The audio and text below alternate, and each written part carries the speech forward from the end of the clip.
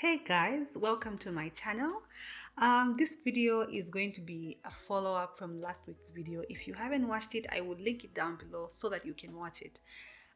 Today, we are going to talk about how then do you respond when it comes to issues with mental health. If someone comes to you and they express what they're battling with regards to their mental health, how do you then respond? And I would really love to hear what you guys have to say.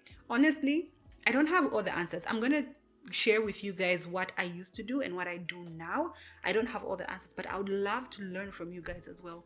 How do you think we should respond when people express to us their battles? And please stay till the end of this video because I have some insights that I recently learned that I feel like would really help you. One, if you're dealing with mental health, and two, if you're the one who is receiving some information from a friend about what they're battling with or some trauma they're dealing with.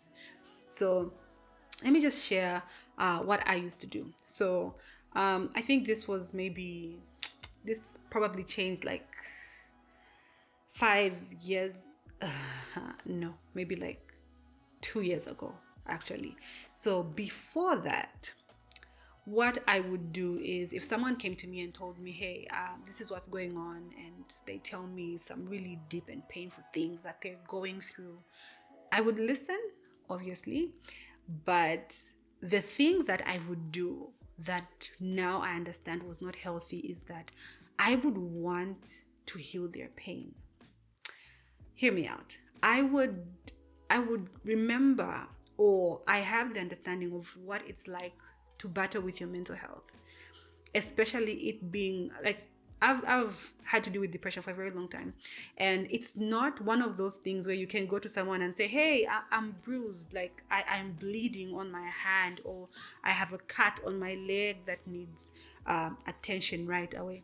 You can't do that, and I understand how hard it is. And because of that, I really wanted to be part of the process of someone healing, or a big part of it actually.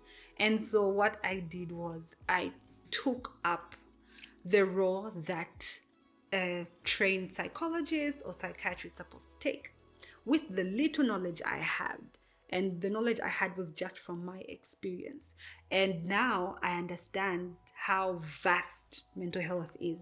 So because of that, I realized, oh my goodness, that was not right. I was not supposed to do that. I would constantly check up on them, constantly revisit what was going on, not with any method, not with any theories that have been tried and tested to see that this works for this type of trauma or whatever.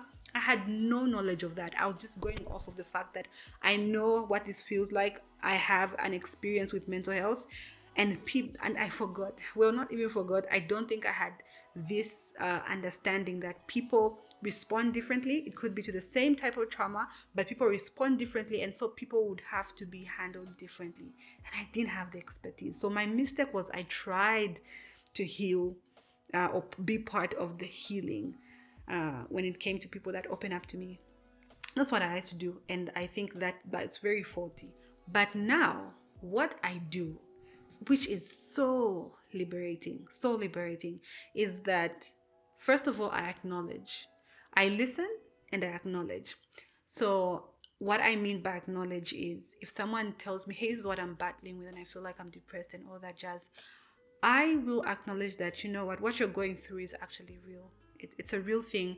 And why I do that is because I've also realized that there's times when people are going through certain things, but don't understand exactly what it is. For example, myself, I didn't, when I was depressed initially, I did not understand that it was depression. I did not know it was. So that's the reason why I acknowledge and say, hey, what you're going through is a real thing and it needs attention, which takes me to what it is I do next. I point them in the direction of help. I now realize that I am not a psychologist. I am not a psychiatrist. I'm a doctor.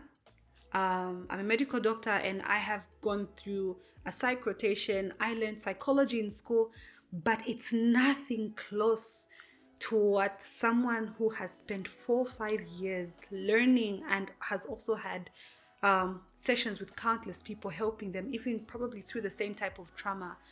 The experience they have is totally different from what I have. For me, it would be theory and just my experience. But for them, they have walked with people through that. So now what I do is I point people in the direction of help. And I have numbers in my phone of like therapists or psychiatrists. I know of different places people can go to get help. So every time someone comes to me and says, this is what's going on, I will listen, I will acknowledge, I will give them that space as a friend to talk to me about what they're going through. But I know the most important thing for me to do for them is point them in the direction of help, because what they need in that moment is professional help. So that's what I do now. Please let me know what you do when someone comes to you. I would love to learn from you guys. Or do you have a before and after like I do? Please let me know about that. So now I'm going to share some insights, what I learned. And this is what really helped me make that distinction.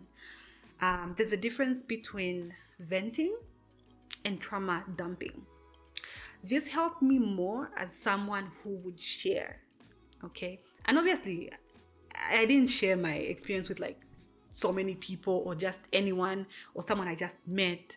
No, it was specific people. But even with them, I had to be careful. So there's a difference between venting and trauma dumping. Venting could be something has happened and I really need to get something off my chest. I need to talk to a friend about it. And I'll tell them, hey, this is what happened and I feel this way and all that jazz. I need to get it off my chest, and also allowing my friend to share their opinion about what has happened and all that jazz. Or sometimes just listen to me, but just be there as a friend.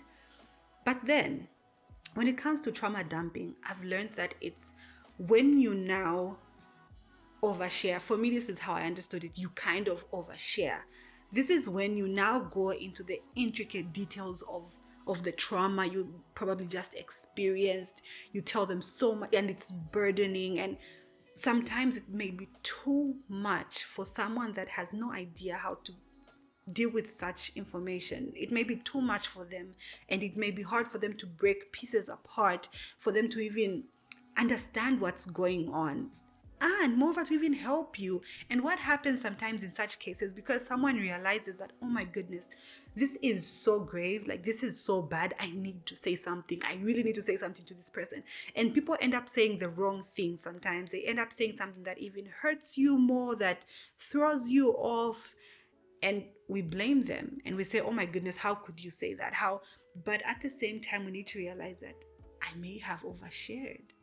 I may have been trauma dumping, and there's people that really feel deeply, and you find that it starts to feel like, oh my goodness, this happened to me because I care so much about this person. I feel the pain they are carrying. And so because of that, I understood that I just can't trauma dump.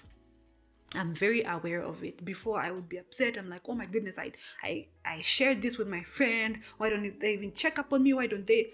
But now I understand that what I did a lot of the time was trauma dumping. I didn't vent. I didn't just share what I was experiencing, but I was trauma dumping. So be very aware of this. If you're sharing with someone, are you venting or are you trauma dumping? I feel like if you want to go into details and intricate details, do that with a psychologist, do that with a therapist, do that with a psychiatrist. But if you just want to vent and share an experience with a friend, yeah, just vent, Tell them, oh, this is what happened to me. But be very aware of the difference between the two, especially if you're the one who has gone through so much trauma. It might end up hurting both you and the friend if you continue trauma dumping. So that's what I had to share with you guys. Please let me know, what are your thoughts? What are your experiences? Do you understand if you have been trauma dumping or if you've been venting?